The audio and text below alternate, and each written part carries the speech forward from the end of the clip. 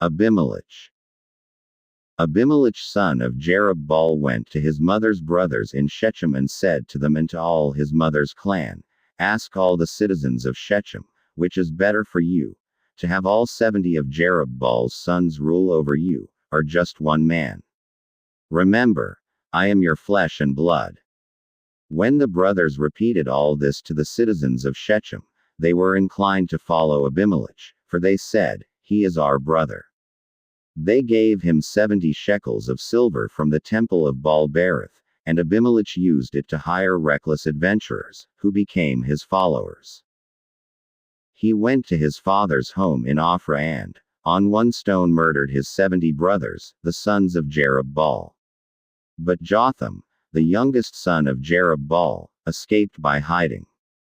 Then all the citizens of Shechem and Beth Millo gathered beside the great tree at the pillar in Shechem to crown Abimelech king. When Jotham was told about this, he climbed up on the top of Mount Gerizim and shouted to them, "Listen to me, citizens of Shechem, so that God may listen to you." One day the trees went out to anoint a king for themselves. They said to the olive tree, "Be our king." But the olive tree answered, "Should I give up my oil, by which both gods and men are honored, to hold sway over the trees?" Next, the trees said to the fig tree, "Come and be our king." But the fig tree replied, "Should I give up my fruit, so good and sweet, to hold sway over the trees?" Then the trees said to the vine, "Come and be our king." But the vine answered, "Should I give up my wine, which cheers both gods and men, to hold sway over the trees?" Finally, all the trees said to the thornbush, "Come and be our king." The thornbush said to the trees, "If you really want to anoint me king over you, come and take refuge in my shade. But if not, then let fire come out of the thornbush and consume the cedars of Lebanon."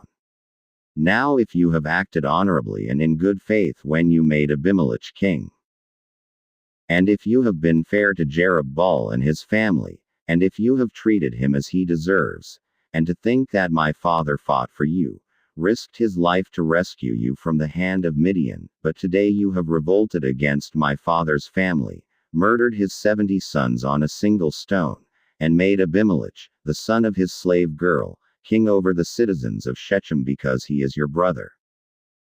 If then you have acted honorably and in good faith toward Jerub-Baal and his family today, may Abimelech be your joy, and may you be his, too.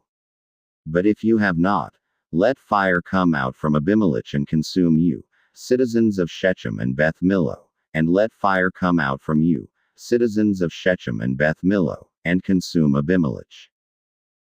Then Jotham fled, escaping to Beer, and he lived there because he was afraid of his brother Abimelech. After Abimelech had governed Israel 3 years, God sent an evil spirit between Abimelech and the citizens of Shechem, who acted treacherously against Abimelech. God did this in order that the crime against Jerub-Baal's 70 sons, the shedding of their blood, might be avenged on their brother Abimelech and on the citizens of Shechem, who had helped him murder his brothers. In opposition to him, these citizens of Shechem set men on the hilltops to ambush and rob everyone who passed by, and this was reported to Abimelech. Now Hul, son of Ebed, moved with his brothers into Shechem, and its citizens put their confidence in him. After they had gone out into the fields and gathered the grapes and trodden them, they held a festival in the temple of their god. While they were eating and drinking, they cursed Abimelech. Then Hul, son of Ebed, said, "Who is Abimelech, and who is Shechem, that we should be subject to him? Isn't he Jerub-Baal's son, and isn't Zebul his deputy? Serve the men of Hamor, Shechem's father. Why should we serve Abimelech? If only this people were under my command. Then I would get rid of him. I would say to Abimelech, call out your whole army." When Zebul, the governor of the city, heard what Hul son of Ebed said, he was very angry. Under cover he sent messengers to Abimelech, saying, "Hul son of Ebed and his brothers have come to Shechem and are stirring up the city against you. Now then, during the night, you and your men should come and lie in wait in the fields. In the morning, at sunrise, advance against the city. When Hall and his men come out against you, do whatever your hand finds to do. So Abimelech and all his troops set out by night and took up concealed positions near Shechem in 4 companies. Now Hall son of Ebed had gone out and was standing at the entrance to the city gate just as Abimelech and his soldiers came out from their hiding place. When Hall saw them, he said to Zebul, "Look, people are coming down from the tops of the mountains." Zebul replied, "You mistake the shadows of the mountains for men." But Hall spoke up again. "Look, people are coming down from the center of the land, and a company is coming from the direction of the soothsayers' tree." Then Zebul said to him, "Where is your big talk now, you who said, 'Who is Abimelech that we should be subject to him?' Aren't these the men you ridiculed? Go out and fight them." So Hall led out the citizens of Shechem and fought Abimelech. Abimelech chased him, and many fell wounded in the flight, all the way to the entrance to the gate. Abimelech stayed in Arumah, and Zebul drove Hall and his brothers out of Shechem. The next day, the people of Shechem went out to the fields, and this was reported to Abimelech. So he took his men, divided them into 3 companies and set an ambush in the fields. When he saw the people coming out of the city, he rose to attack them. Abimelech and the companies with him rushed forward to a position at the entrance to the city gate. Then, 2 companies rushed upon those in the fields and struck them down. All that day Abimelech pressed his attack against the city until he had captured it and killed its people. Then he destroyed the city and scattered salt over it. On hearing this, the citizens in the tower of Shechem went into the stronghold of the temple of El-Berith. When Abimelech heard that they had assembled there, he and all his men went up Mount Zalmon.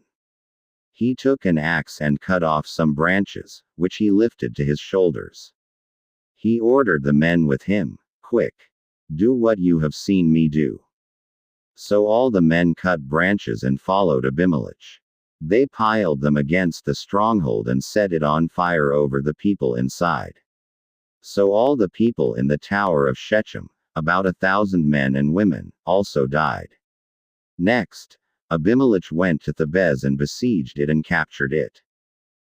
Inside the city, however, was a strong tower, to which all the men and women, all the people of the city, fled. They locked themselves in and climbed up on the tower roof. Abimelech went to the tower and stormed it. But as he approached the entrance to the tower to set it on fire, a woman dropped an upper millstone on his head and cracked his skull. Hurriedly, he called to his armor-bearer, "Draw your sword and kill me, so that they can't say, 'A woman killed him.'"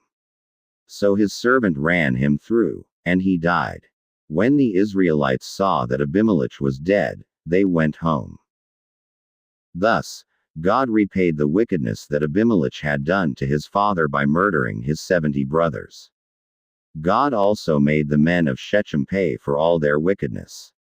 The curse of Jotham son of Jerub-Baal came on them.